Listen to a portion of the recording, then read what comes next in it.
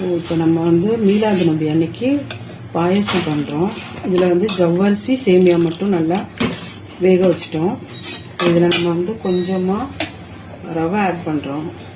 திக்னஸ்க்காக கொஞ்சமாக போட்டால் போதும்.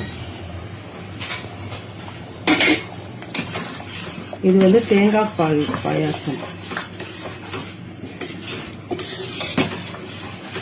ஜவ்வரிசியும் சேமியாவும் வெந்த அப்புறம் நம்ம வந்து ரவை போடுறோம்.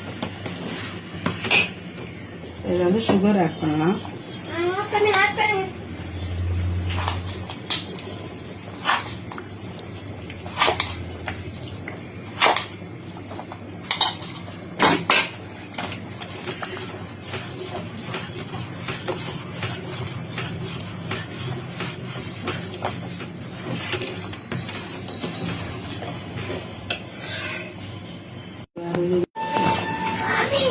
இப்போ நம்ம இதில் வந்து தேங்காய் பால் ஊற்றுறோம். ஸோ இது ஒரு தேங்காய் ஃபுல்லாகவே திக்காக பால் எடுத்தாச்சு.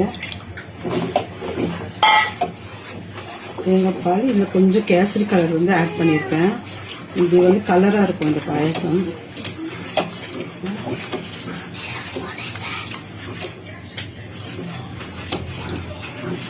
அவ்வளோதான், நம்மளோட பாயசம் ரெடி ஆயிடுச்சு.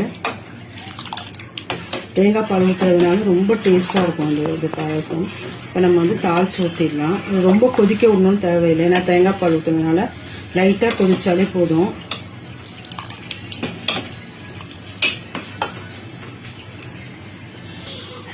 ஸோ இப்போ நம்மளை கொதிச்சிடுச்சு, நம்ம வந்து தாளிச்சு ஊற்றிடலாம்.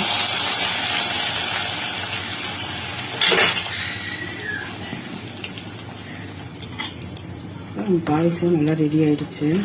கம்ம கம்மனு வாசத்தோட சூப்பரான பாயசம் ரெடி.